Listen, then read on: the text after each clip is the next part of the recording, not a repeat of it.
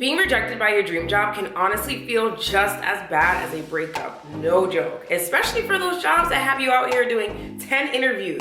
For what reason, I do not know, but I'm here to remind you that rejection is honestly just another form of redirection.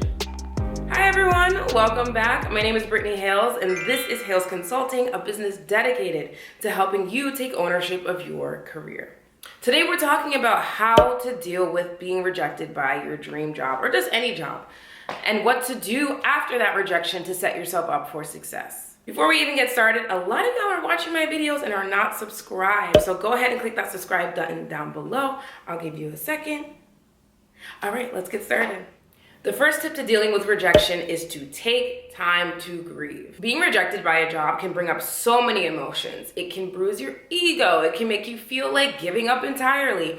Whatever it may be, you need to move through those emotions and don't brush them under the rug, because they're an important part of you getting to the next step. And if you do feel like your ego has been bruised, you want to do everything in your power to boost your confidence. I have a video on my channel literally teaching you exactly how to do that, so definitely watch this one.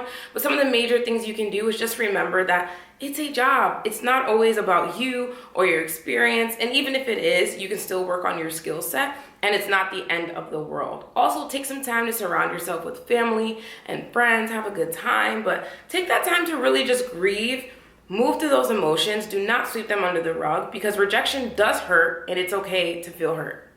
The second tip is to ask your recruiter or interviewer for feedback.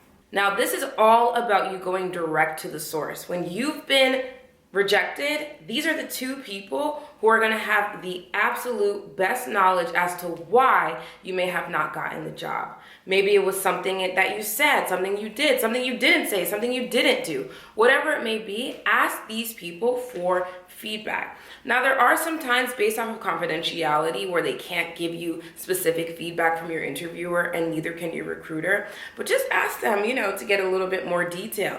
Ask them if they have feedback on your body language, if they had feedback on what you wore, if they had feedback on how you conducted the interview in general. Sometimes they can give you really high level feedback, nothing too granular, but if you don't ask, you'll never know. So it is really, really important that you just ask them. If they say no, they say no, but at least you asked, because this is going to be the direct feedback that you need to really understand why you were rejected, so that you don't do these things again, or whatever you didn't do, you do it in your next interview. Tip number 3 is to schedule a mock interview with someone in the position that you want or at the company you want to work for. Now, let's say for whatever reason, the interviewer and the recruiter cannot give you feedback.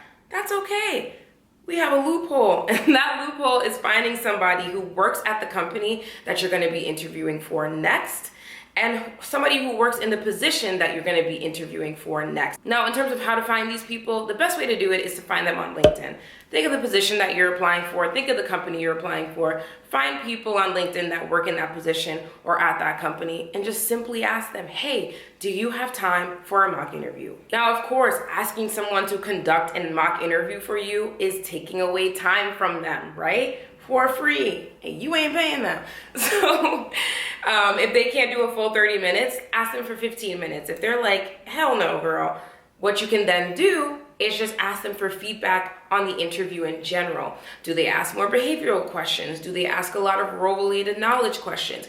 Now, let's say for whatever reason, those people are like, I don't got no time. Guess what?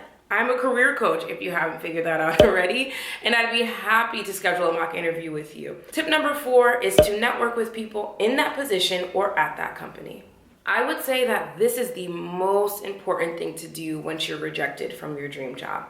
And the reason why is, as you begin to build your network more and more, you'll realize that you're gaining different tips, different tricks, and different pieces of advice from people in that position that you're vying for, so that each and every time you're getting a step closer to success.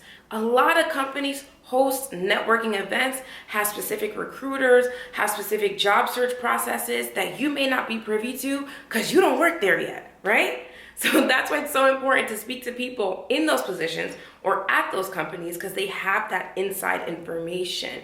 The more you build your network with these people, the more success you're going to see in your job search. Tip number 5 is to assess your job search strategy.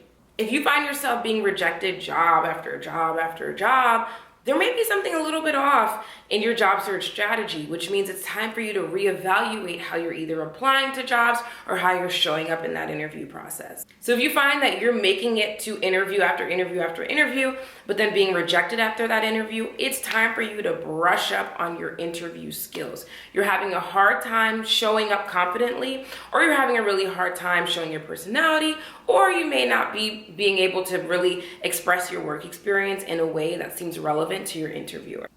If you find that you're not even making it to the interview process and just being rejected after the application, your years of experience are not aligning with what they're looking for, or your work experience is not aligning with what they're looking for. So take a look at your job search strategy again and make sure it's crisp. I also have a video right here on my channel called 6 Reasons Why Your Job Search May Not Be Working. I want you to check that out because there's something in your job search, if you're being rejected over and over and over again, that you're missing. And it's probably one of these 6 things.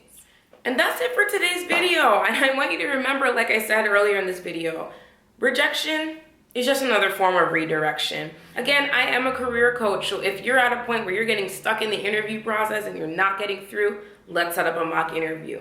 If you're like ready to start your job search, but just keep getting rejected after that application process, let's work together during a career strategy session to get your job search together.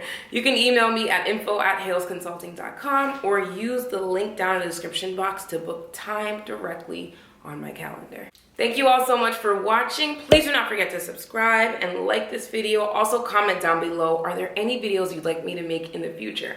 I listen to y'all.